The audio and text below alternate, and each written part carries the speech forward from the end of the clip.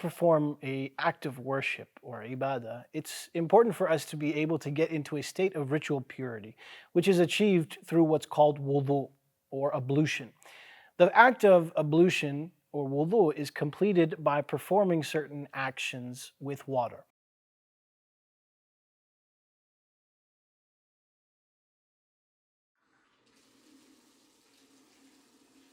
If you have any rings on your fingers or a watch, you want to take a moment to take that off so that water gets to all areas. To begin, you start by taking water onto your hands and washing them thoroughly, going all over, getting up to your wrists and cleaning with the water all over your hands, interlacing your fingers, getting water between that.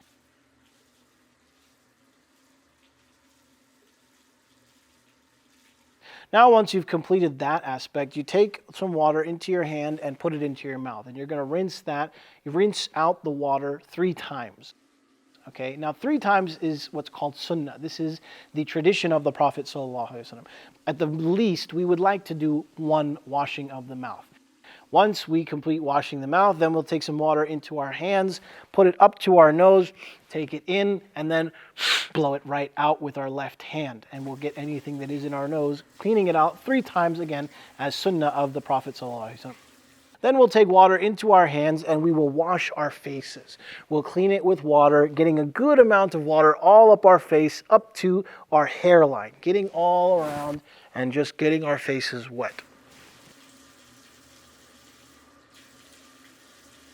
Now, once we do this, for those who have longer beards, it's also sunnah to get your fingers, if perhaps your beard is a bit shorter, you want to get your fingers to go through your beard. If your beard is longer, it's not fully necessary. Again, this is a sunnah tradition of the Prophet ﷺ. So once we've completed washing our faces all over, getting from the bottom of the chin all up to the top of our heads, and for sisters, again, you want to just push your hijab back just a bit if you need to be able to get to that area.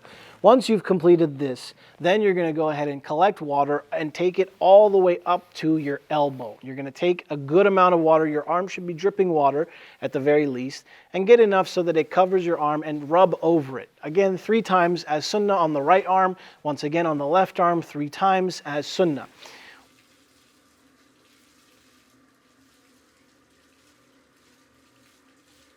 Once you complete that, now you're going to take some water and just wet your hands. And for brothers, you can, if you're wearing any hats or anything, take them off and you put and get the water into at least a quarter of your head. If you can do more, that's fine. You can go all the way to the back. That's your choice.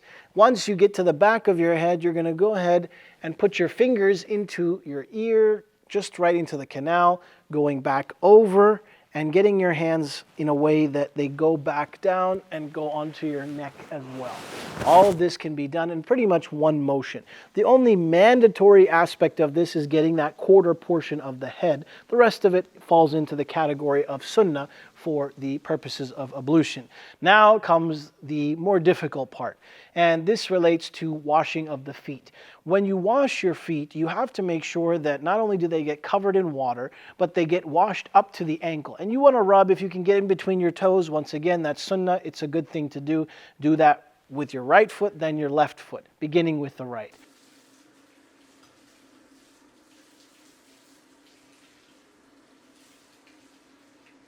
And then for special circumstances relating to wiping on socks, which is a common issue and a general debate, there are certain restrictions. Not every sock can be wiped on. So it's important to remember that when you have a sock that is not water permeable, meaning that it's a waterproof sock.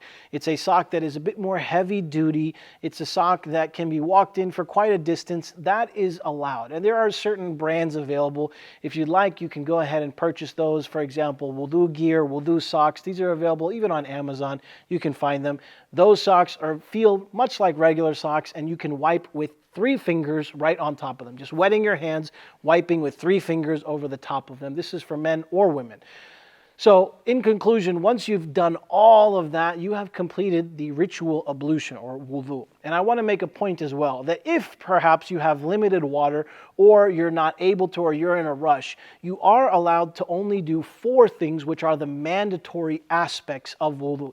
That is washing your hands all the way from your wrist, your beginning of your hand, up to your elbow, getting that whole area, washing your face, doing the masah, which is the touching, just some water on your hands and going over a quarter of your head, and then washing your feet. Or if you have the permitted socks, you can wipe over them. As a special note also for sisters, be mindful of the makeup that you may be wearing. It is an integral for the wudu to be completed that the makeup that's worn is not waterproof. It needs to actually get through to the skin. And this also applies to the nails, as they are considered part of the hand. Nail polish that is being worn that is not water permeable will not allow wudu to be properly completed. And as the Prophet ﷺ told us, the one who does not have wudu is not able to complete the prayer. There are water permeable nail polish options available, but be sure to read the fine print and notice the amount of time that needs to be run underwater in order for water to actually permeate. And for any other makeup that may be waterproof, just be mindful of what you have on so that you can ensure you are completing your wudu in a proper manner. So, an important thing to consider, at least for the school of thought that I follow, is that in order to complete a ritual bath, which is known as a ghusl, you have to be able to get the entirety of your body wet with water. And you need to also clean your mouth as well as your nose, just as you do in wudu. Once you have completed a ritual bath, you are automatically in the state of ritual purification, wudu, until you break it.